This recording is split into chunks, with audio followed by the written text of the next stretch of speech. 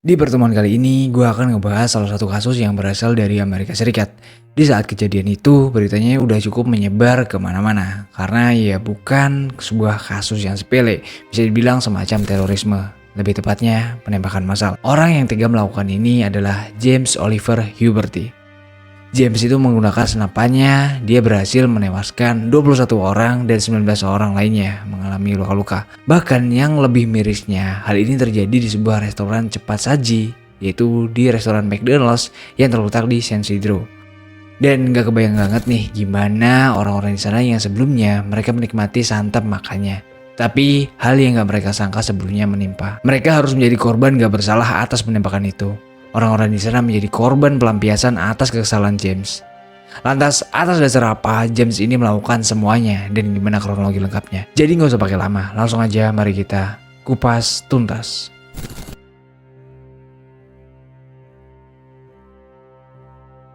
James dilahirkan di Kenton, Ohio pada tanggal 11 Oktober 1942. Di masa kecilnya, James ini ditinggal ibunya karena adalah sedikit sebuah masalah dalam keluarganya. Dan sejak saat itu, James ini berubah menjadi anak yang pendiam, introvert dan lebih memilih menyendiri daripada bersosialisasi. Akibat kepergian ibunya, dia menyalahkan Tuhan karena pendapatnya Tuhan itulah mengambil ibunya dari dirinya. Dan sedikit informasi, James ini kesulitan berjalan karena dia terjangkit polio saat ia masih berusia 3 tahun. Di awal-awal masa pertumbuhannya, James ini mulai tertarik dengan senjata api. Karena di Amerika Serikat juga senjata api itu merupakan senjata yang legal digunakan masyarakat. Jadi dengan begitu James ini juga mudah mendapatkan senjata api dan dia juga mudah menggunakannya tanpa bersembunyi-sembunyi.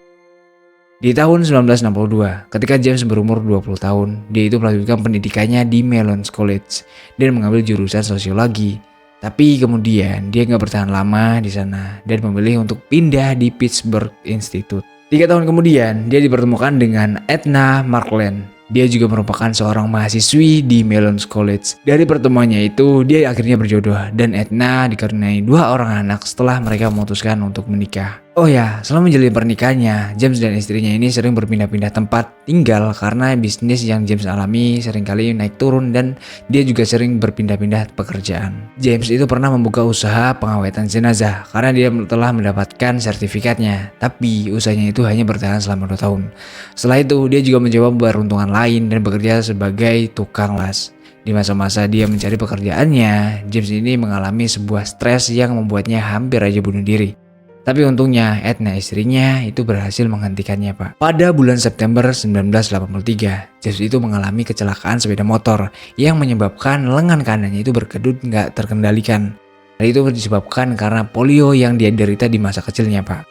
Dan akibat hal itu, dia terpaksa harus mengundurkan diri dari pekerjaannya sebagai tukang las. Sebelum kepergian James, dia dan keluarganya terakhir tinggal di San Diego, California, tepatnya di lingkungan San Isidro. Dan di sini juga James ini mendapatkan pekerjaan barunya sebagai satpam.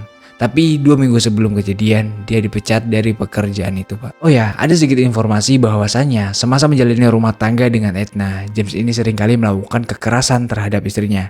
Bahkan sampai-sampai dia ini tega memukul Edna dan membuat rahangnya itu patah, Pak. Begitu juga dengan istrinya, yaitu Edna. Dia ini pernah menyuruh anaknya yang bernama Zelia buat nyerang atau berantem gitu sama anak tetangganya. Akibat hal itu, ibu dari si anak ini yang gak terima. Nah, tapi ketika ibu itu menegur Edna ini dengan beraninya mengancam ibu dari anak ini menggunakan pistol 9 mm. Atas hal itu, Edna ditangkap. Tapi kepolisian ini nggak menyita senjatanya.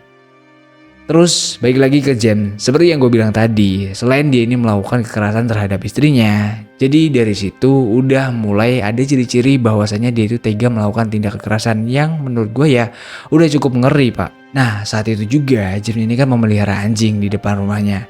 Dan anjing ini nggak sengaja merusak mobil tetangganya. Dan tentu aja dong, tetangga ini nggak terima dan komplain kepada si James.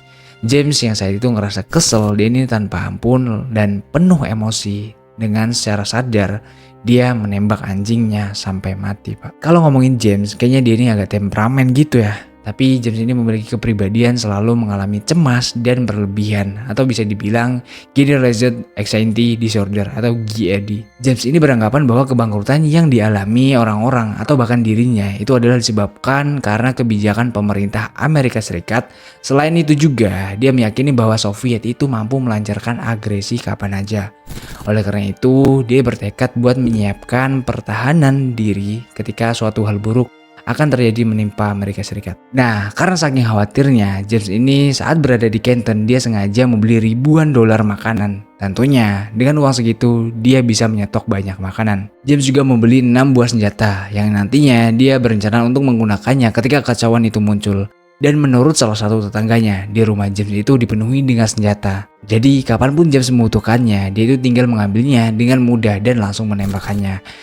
James juga sering berkoar-koar bahwasannya Amerika itu nggak memperlakukannya dengan baik, Pak. Nah, beberapa hari sebelum kejadian penembakan yang dilakuin James, tepatnya pada tanggal 15 Juli 1984, James itu sempat mengatakan pada istrinya, yaitu Edna, bahwasannya kemungkinan dia ini memiliki masalah mental.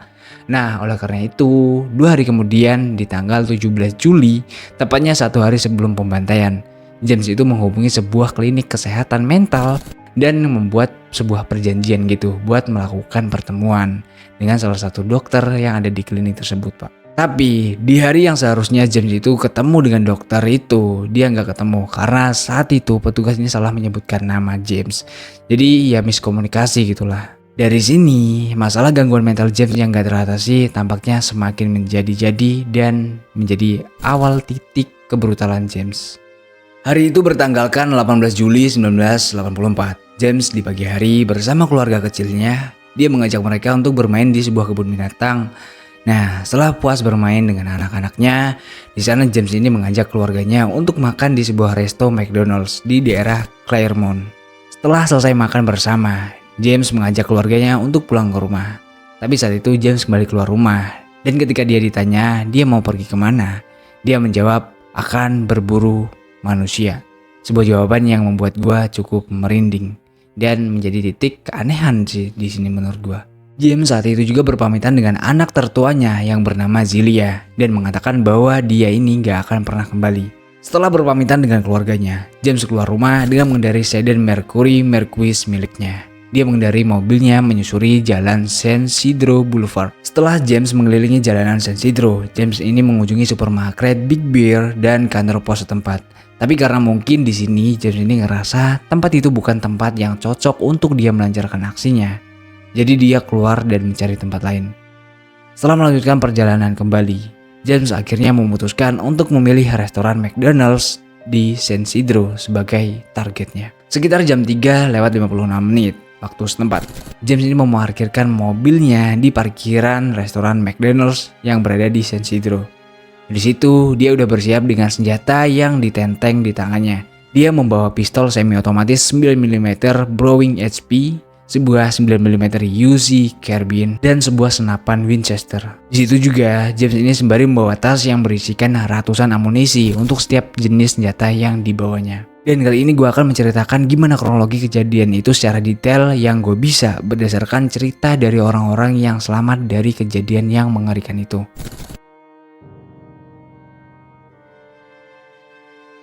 James dengan persenjataan lengkapnya tadi gak pakai lama. Dengan rasa gagah beraninya, dia ini langsung memasuki restoran McDonald's yang dipenuhi dengan pelanggan dan para pelayan yang berjaga. Secara tiba-tiba, dia ini langsung mengarahkan senapannya ke seorang karyawan restoran yang berumur 16 tahun bernama John Arnold. Nah, kemudian asisten manajer bernama Guillermo ini langsung berteriak, "John, awas, orang itu akan menembakmu." Saat itu, James ini langsung menarik pelatuknya. Tapi entah kenapa, senapan James ini tiba-tiba gak berfungsi dan gak bisa mengeluarkan peluru.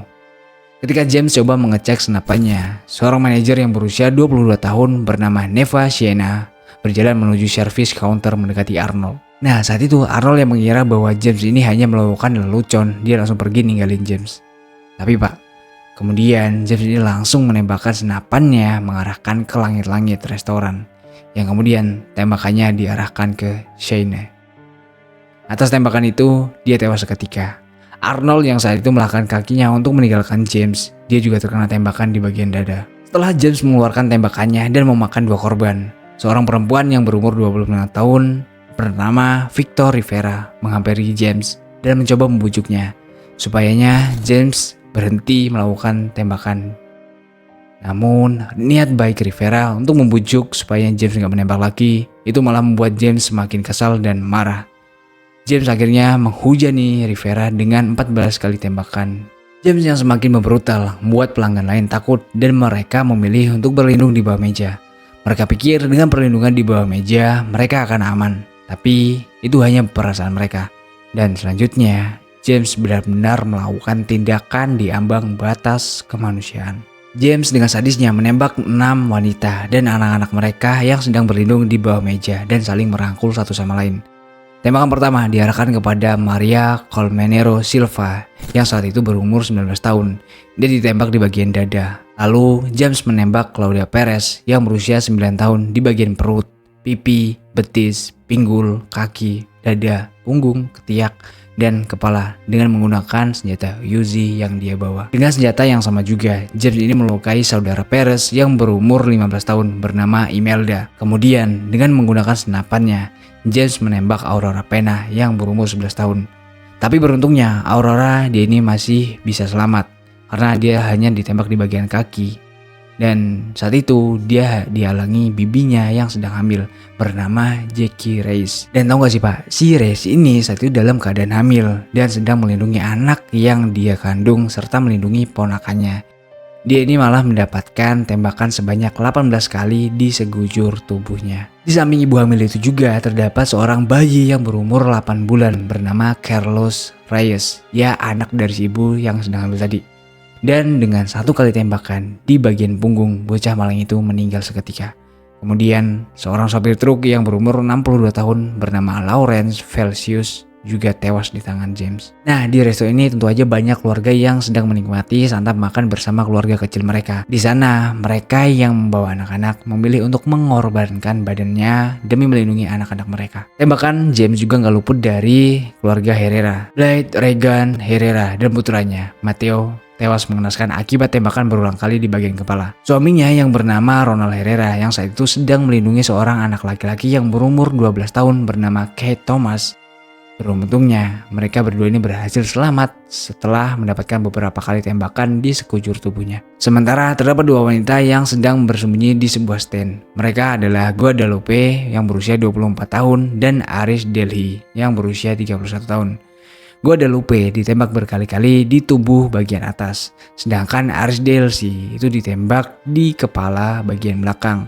Aris Delhi itu meninggal keesokan harinya karena luka tembak tersebut. Di bagian scene lain, James juga mengeksekusi seorang bankir yang berumur 45 tahun bernama Hugo Velasquez dengan 1 kali tembakan di bagian dada. Atas kebrutalan James, lantas apakah nggak ada yang melaporkan hal itu kepada pihak berwajib? Di jam 4 sore, sebenarnya kepolisian itu udah mendapatkan laporan dari masyarakat setempat melalui panggilan 911. Mereka ini langsung sigap melakukan penutupan area sepanjang 6 blok dari lokasi penembakan dan mendirikan pos komando yang berjarak 2 blok dari sana pak. Sebanyak 175 personil polisi bergabung dengan tim SWAT dan dikerahkan setiap lokasi yang strategis agar bisa tetap memantau insiden penembakan yang sedang terjadi. Saat itu juga seorang perempuan yang bernama Lydia Flores, dia nggak tahu kalau di McDonald's saat itu sedang terjadi pembantaian. Tapi setelah sampai di parkiran, dia baru sadar kalau di dalam restoran itu terdengar suara tembakan. Hal ini membuatnya memutar balik mobilnya dengan panik dan sampai-sampai dia menabrak sebuah pagar. Tapi beruntungnya dia berhasil selamat dari insiden penembakan tersebut setelah bersembunyi bersama anaknya yang berumur 2 tahun. Saat itu juga ada 3 orang laki-laki yang berusia 11 tahun yaitu Joshua, Omar, dan David.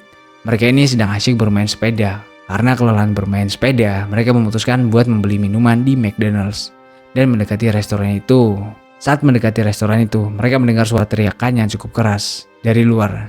Sebenarnya mereka di sini udah takut dan ragu buat masuk. Tapi tiba-tiba James ini muncul dan langsung menembak mereka menggunakan senapan dan Uzi miliknya. Joshua langsung terjatuh setelah terkena tembakan di punggung, lengan, dan kaki. Omar juga terkena banyak tembakan di punggung, sedangkan David menerima tembakan di bagian kepala. Sayangnya, Omar dan David meninggal di tempat kejadian karena luka tembak yang cukup parah. Sementara Joshua, meskipun mengalami luka-luka yang cukup serius, dia masih bisa tertahan hidup. Dan kali ini yang membuat gua cukup merinding tentang kasus ini adalah James saat itu tega menghabisi pasangan suami istri yang udah kakek nenek. Mereka bernama Miguel Victoria Ulola yang berumur 74 tahun dan Aida Velasquez Victoria yang berumur 69 tahun. Saat itu, kedua pasangan ini coba untuk melarikan diri. Tapi, saat Miguel ini membukakan pintu untuk istrinya, James langsung menembak Aida tepat di bagian wajah. Situ, Miguel tentu aja merasakan sebuah kesedihan dan langsung memeluk istrinya dan mengelap darah yang mengalir di wajahnya. Dengan rasa kesalnya terhadap James, Miguel ini mengeluarkan kata-kata kasar dan hal ini membuat James semakin brutal. Di jam 4:10, terdapat pasangan suami istri asal Meksiko. Mereka adalah Astelfon dan Maricela Felix. Tujuan mereka berhenti di McDonald's adalah untuk berhenti makan dan beristirahat. Tapi saat itu mereka melihat restoran itu seperti sedang diperbaiki dan mengira pria yang mendekati mereka yaitu James adalah seorang pekerja bangunan. Namun tanpa diduga, James ini langsung menundukkan senapan dan pistol otomatis ke arah mereka dan bayi mereka yang berusia 4 bulan yang bernama Carlita. Maricela terkena tembakan di bagian wajah, lengan, dan dada.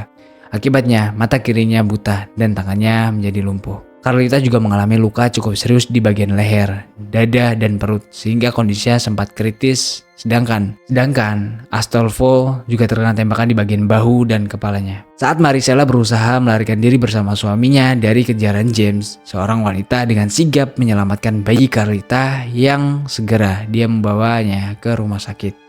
Dan suami dari wanita itu kemudian membantu Astolfo dan Maricela mencari perlindungan di sebuah bangunan terdekat. Di tengah aksi brutalnya, James juga sempat menyalakan audio portable buat mencari berita tentang penembakan yang dilakukannya. Entah apa maksudnya.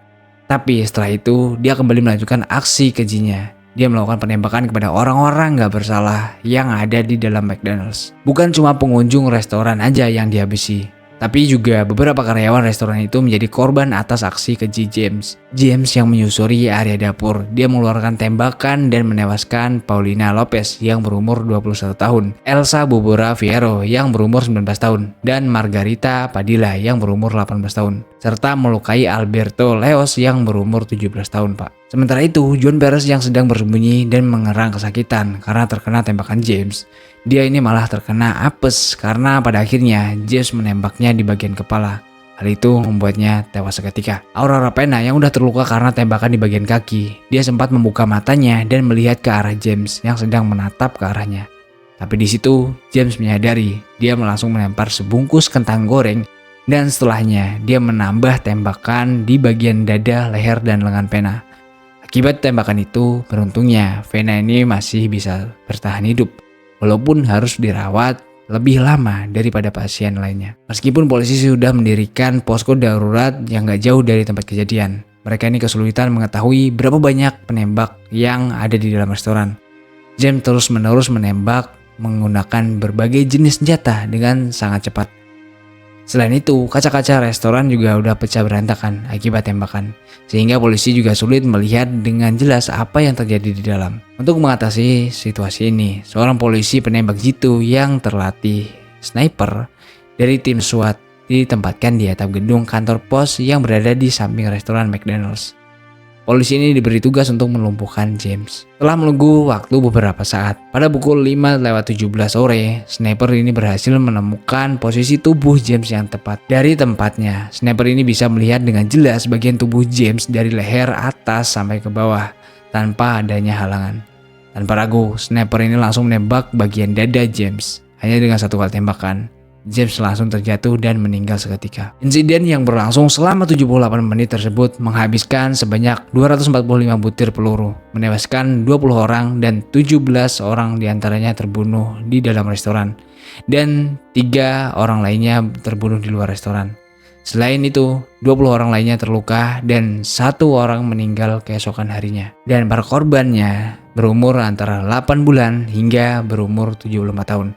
Kebanyakan dari mereka adalah merupakan orang Meksiko atau campuran antara Amerika Meksiko. Selain itu, walaupun di awal insiden James ini sempat meneriakkan bahwa dia udah membunuh ribuan orang, yang mengindikasikan bahwa dia ini adalah veteran perang Vietnam. Nyatanya, dia nggak pernah mengabdi dalam bagian militer manapun. Sebagai bentuk duka cita, pihak McDonald's itu memberikan santunan kepada korban yang masih bertahan sebesar $1 juta. Pasca insiden penembakan, restoran yang menjadi lokasi tempat kejadian itu direnovasi oleh pemerintahan setempat. Walaupun restoran tersebut nggak akan dibuka lagi, bahkan restoran McDonald's yang baru dibangun nggak jauh dari lokasi sebelumnya. Selain itu, di tempat kejadian itu juga dibangun sebuah monumen berbentuk 21 pilar heksagonal berwarna putih dan terbuat dari marmer. Dan tiap pilar itu memiliki tinggi yang berbeda menurut desainernya yang bernama Roberto Valdez. Jadi, beberapa minggu setelah kejadian penembakan itu, Edna sama anaknya ini terpaksa pindah rumah. Kebayang gak tuh gimana rasa stres yang mereka alami? Kenapa? Ternyata tetangga-tetangga di sana itu gak mau mereka tinggal di situ lagi.